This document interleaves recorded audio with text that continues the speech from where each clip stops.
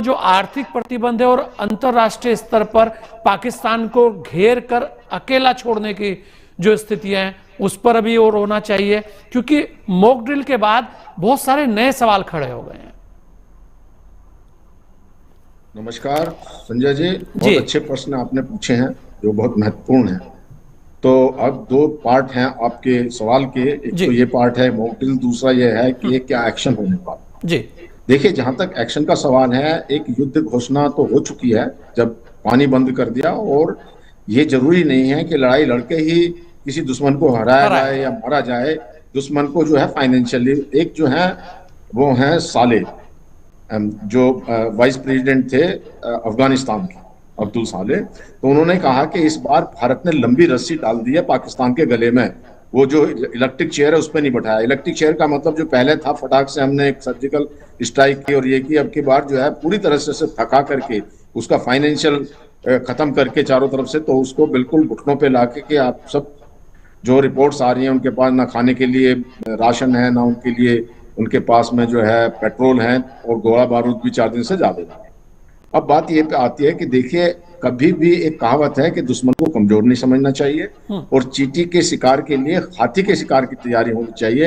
वही एक बात बहुत जरूरी होती है। तो अब मान लिया एक सिनेरियो आता है कि कोई काइनेटिक एक्शन या मिलिट्री एक्शन हमारी फौजें लेती है, तो बट नेचुरल है, जाहिर सी बात है कि पाकिस्तान की तरफ से भी रिटेलिएशन। इतना बात है कि हम 10 छोड़ेंगे, हमारी 10 स्ट्राइक होगी तो एक उनकी भी स्ट्राइक हो सकती है। तो ऐसी संभावना को देखते हुए जो ये अपना मॉक ड्रिल करना बहुत आवश्यक है। तो मॉक ड्रिल का बेसिकली आइडिया ये होता है कि मॉक का मतलब हम वो एक सिनेरियो क्रिएट कर रहे हैं कि अगर ऐसी परिस्थिति होगी तो क्या क्या जरूरतें पड़ेंगी, हम उसकी तैयारी कर लें। बेसिकली आइडिया ये है। मॉक ड्रिल ऐसा नहीं है कि ये सिर्फ लड़ाई के दौरान में होती है। मॉक ड्रिल मैं डिसास्टर मैनेजमेंट में भी रहा हूँ, डिसास्टर के लिए भी होती हैं कि भाई अगर कोई डिसास्टर होता है, कहाँ इवैक्यूएशन करना है, कैसे दवाइयां देनी है, क्या क्या तैयारी होनी। तो एक तरह से तैयारी का आकलन करना है मॉक ड्रिल का मतलब है, और एक ट्रेनिंग करनी है। अच्छा, अब जो है कि देखिए, सबसे पहले तो तैयारी होती है प्रोटेक्शन की। तो प्रोटेक्शन का मतलब ये हुआ कि जैसे मान लिया अब हम किसी भी देश की बात करते हैं, इजराइल के पास आयरन ड्रोन है, डोम है कि हमको अपना प्रोटेक्शन करना। तो हमारा जो भारत का प्रोटेक्शन वो 4-5 लेयर का है। एक तो पृथ्वी एयर डिफेंस है, एडवांस एयर डिफेंस है। हमारे पास में जो है एक जो S-400 है जो रशिया से आया हुआ है, आकाश है, इसके अलावा बैराक एंटी। तो ये होने के बावजूद भी ये देखा गया है कि कितने भी सशक्त और बड़े एडवांस कंट्री हैं, उनमें भी, उनके ऊपर भी सिविल पॉपुलेशन में कोई जो मिसाइल या किसी तरह का बम जाके गिर जाता है। ये आप देख रहे हैं, इजराइल में हुआ है और इसके अंदर में भी हुआ है रशिया के। तो ऐसी संभावना के लिए ये मॉक ड्रिल की जाती है कि अगर खुदा न खास्ता कहीं कोई इस तरह की बात होती है तो उसको कम से कम जान माल की हानि कम से कम, और अगर क्या करना है उसमें, तो जैसे बताया है ब्रिगेडियर वाजपेयी ने भी, क्या होता है कि जब कोई दुश्मन का लगता है, क्योंकि हमारे रडार लगेंगे, एयर फोर्स एक्टिव है, तो वो देखेंगे कि कोई इस तरह से मिसाइल या उनका एयरक्राफ्ट या किसी तरह का बॉम्बिंग का सिस्टम आ रहा है क्या। अगर वो आता हुआ नजर आता है तो एक सायरन बजेगा। तो सायरन बजने में सबको सतर्क हो जाना है। और वैसे तो लाइटें ऑफ हो जाती हैं, सायरन बज जाते हैं, जो कोई हमारे बिजली घर हैं या हमारे टावर्स हैं उनको प्रोटेक्ट किया जाता है कि जिससे वो ऊपर से नजर ना आए। और ये होता है कि जब हम 71 की वार थी तो मैं जब हम कॉलेज में पढ़ते थे, कोई मोमबत्ती भी कोई जलाएगा तो कागज लगा देगा ब्लैक, दरवाजे से को रोशनी हो जाए। तो इस तरह की बात होती है। कहाँ पर कैजुअलिटीज को इवैक्यूएशन करना है और उस स्थिति में कैसे जाना है अगर मान लिया कोई ओपन में है। क्योंकि जब ब्लास्ट होता है, देखिए किसी भी बॉम्ब के 2 इफेक्ट होते हैं, हीट और ब्लास्ट।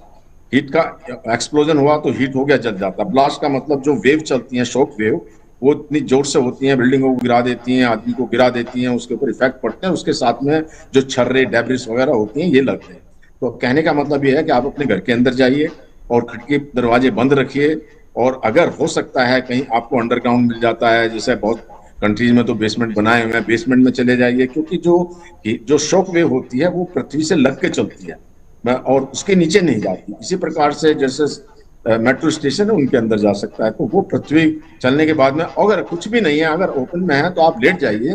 तो लेट करके उल्टे लेट जाइए, जिससे कि आपका मुंह वगैरह बचा रहे, उसको सर को ढक लीजिएगा और ढकने के बाद में उल्टे लेट करके आपको डैमेज कम होगा। और इसके साथ साथ अगर कोई कैजुअलिटी हो जाती है, कोई फायर लग जाती है, उसको कैसे बुझाना है, फायर फाइटिंग का कैसा है, कैजुअलिटी का कैसा, तो इसका मतलब इस तरह की प्रैक्टिस करनी है जो कि बहुत जरूरी है। अपने आप को बचाने के बाद में बुजुर्ग को या अपने को बचाना है, बच्चों को बचाना है, जो ऐसी कोई अगर हमने पहले से ड्रिल की हुई है तो हमें पता है कहाँ जाना, क्या करना है।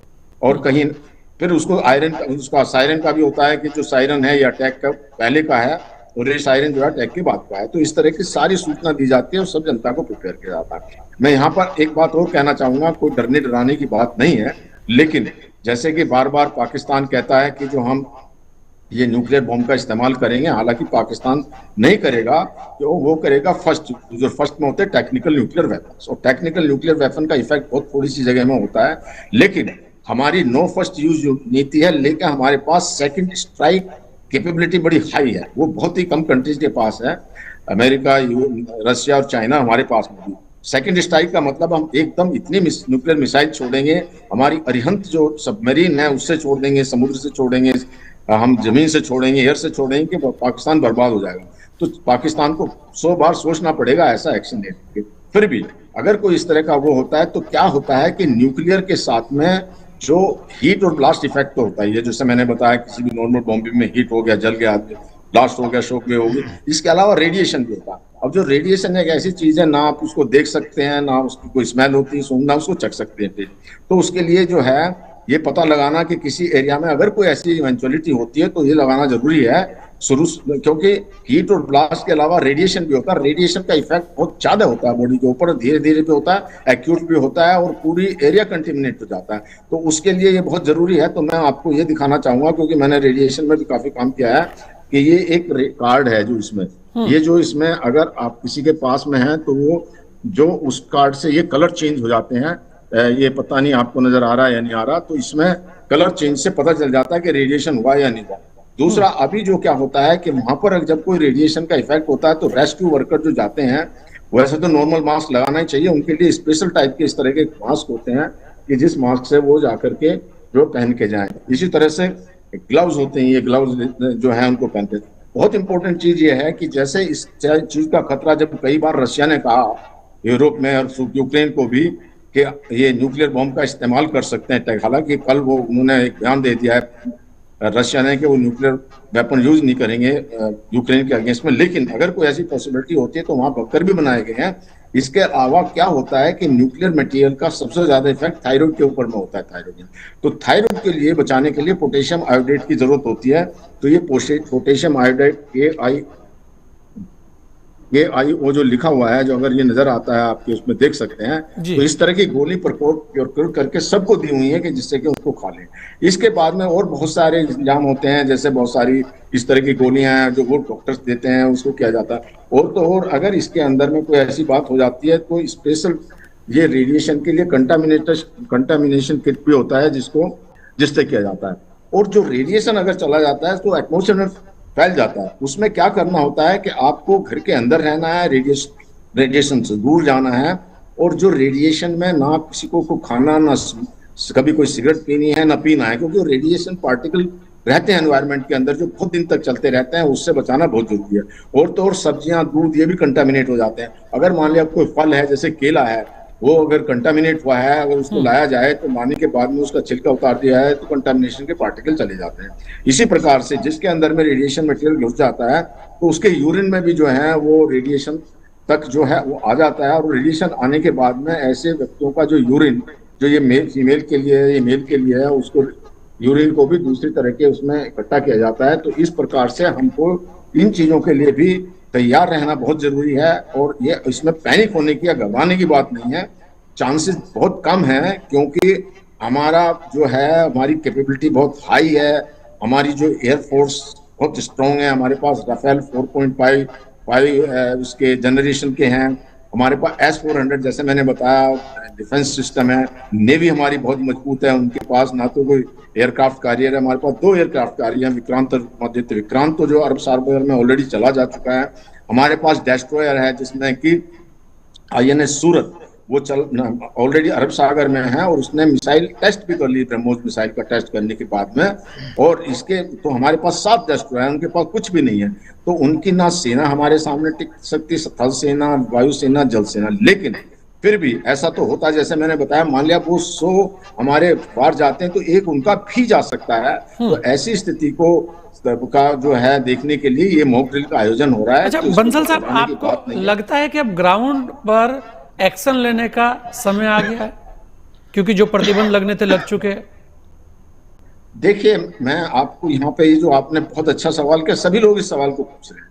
हाँ। लेकिन जो ये सवाल का जवाब जो है या इस सवाल का एक्शन जो हमारी सेनाएं, तीनों सेनाएं और लीडरशिप लेगी, और उसमें जो जरूरी नहीं है कि एक्शन से ही दुश्मन को बिना गोली मारे भी। देखिए, चंद्रगुप्त मौर्य ने जो है, चंद्रगुप्त मौर्य ने उसको, सिकंदर को बहुत थकाया था 1 महीने, और वो चाणक्य की एडवाइस पे हुआ था और फिर वो हारा युद्ध में। इसी प्रकार से जब सिकंदर ने मौर्य को जो अपना पोरस था उसको थकाया था तो पोरस हार गया था। इसी प्रकार से जो बहुत सी लड़ाई ऐसी लड़ी जाती हैं, 2001 में जब पार्लियामेंट के ऊपर अटैक हुआ उस समय हमारी सेनाएं बॉर्डर पे गई तो 9 महीने तक वहीं रही, तो पाकिस्तान को भी अपनी सेना वहां पे रखनी पड़ी और उनका खर्च इतना था 2-3 बिलियन वो सहन नहीं सके। पाकिस्तान की माली हालत इतनी खराब है कि वो सहन नहीं कर सकता। ये मोदी ने भी अभी एक आंकलन किया है, अपनी रिपोर्ट दिया है कि भारत के ऊपर कोई फर्क नहीं पड़ सकता, मैक्रो लेवल पे हमारी इकोनॉमी बहुत स्ट्रॉन्ग है, जबकि पाकिस्तान की स्ट्रॉन्ग इकोनॉमी बहुत कम है।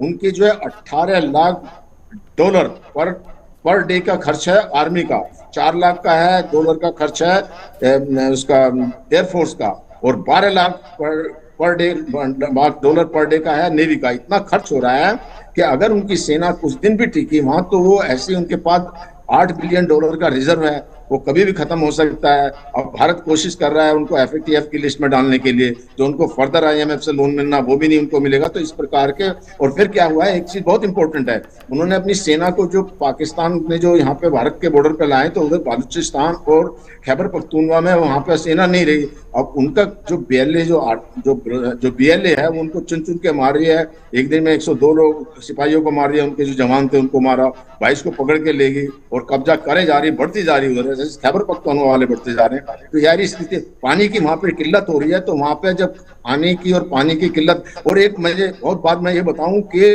अभी इन्होंने एक वो रखा था, अपना लेजिस्लेटर की मीटिंग रखी थी, तो उसके अंदर 140% अपने जो उनके लेजिस्लेटर हैं उनकी पे बढ़ा दी। तो इस तरह से वहां पे भुखमरी की स्थिति आएगी, पानी नहीं मिलेगा, सिविल वार हो जाएगा और ये वहां से उधर से BLA और टुकड़े हो जाएंगे। तो ये हो सकता है हमको गोली एक भी ना चलानी पड़े और ये खुद ही कोलैप्स हो जाए। तो इसलिए धैर्य रखना बहुत जरूरी है। बार बार जो इतना इम्पेशेंस जनता, मैं आपके माध्यम से ये कहना चाहता हूँ जनता को कि जो है आप उनके ऊपर तो ऑलरेडी इतने घबराए हुए, इतनी मार पड़ी हुई है कि पूछो मत, खाने के लिए अनाज नहीं है, पीने के लिए पानी नहीं है, बिल्कुल भूखा तड़पाया जा रहा है उनको। तो आप ये क्यों, फिर एक बात हो रहा है, अगर कोई हमारा, जब तक हम अटैक नहीं करते तो हमारे साथ में इंटरनेशनल कम्युनिटी है, जब अगर कोई अटैक हो जाता तो सिंपैथी उनकी तरफ चली जाएगी। जैसे हम उनको FATF की लिस्ट में जानना चाह रहे हैं, तो आतंकी में भी लिस्ट में जानना चाह रहे हैं, जो बार बार वो कह रहे हैं कि हम न्यूक्लियर वेपन यूज करेंगे। तो ये भी एक है कि भाई न्यूक्लियर वेपन अगर यूज करोगे तो उनको जो है, अभी जो इंटरनेशनल एटॉमिक एनर्जी एजेंसी और जो UN है उनसे जो है न्यूक्लियर वेपन्स भी ले सकती है, क्योंकि ये सबको अंदेशा है कि पाकिस्तान के हाथ यहाँ पे न्यूक्लियर वेपन सेफ नहीं है, वो टेररिस्ट के हाथ में कभी भी पड़ सकते हैं। तो ये सब जो चल रहा है वो युद्ध से या किसी बिना अटैक के हमारा पड़ा बहुत भारी है, मजबूत है। UNSC में भी उनको किसी ने कोई तवज्जो नहीं दिया है। लेकिन जिस दिन एक दिन अटैक हो जाएगा तो सिंपैथी, ये बहुत नेचुरल है, बिल्कुल चली जाएगी। वो ऐसे क्राई कर रहे तब तो और ज्यादा कहेंगे जी हम तो हमारे पास अटैक कर दिया। तो इसलिए जनता को जो है पेशेंस रखनी चाहिए और जो है अपना पूरी जो है इस तरह से किया जाएगा जिससे कि किसी को हमको कोई नुकसान ना हो, अपने आप को प्रोटेक्ट करें और ज्यादा से ज्यादा दुश्मन को चोट पहुंचाई जा सके। बिल्कुल, और रीढ़ की हड्डी तोड़नी है उनकी फौज की और ISI की। अगर कोई होगा तो प्रिसीजन अटैक होगा, जैसे कि प्रिसीजन मिसाइल के ट्रैकिंग के थ्रू हम, जैसे जो इजराइल करता है, इजराइल से इक्विपमेंट भी हमारे पास आ सकते हैं और इस तरह से जो चुने चुने लोगों को उनको मारा जाएगा। बिल्कुल, ये बड़ी चीज है। वाजपेयी जी, क्योंकि समय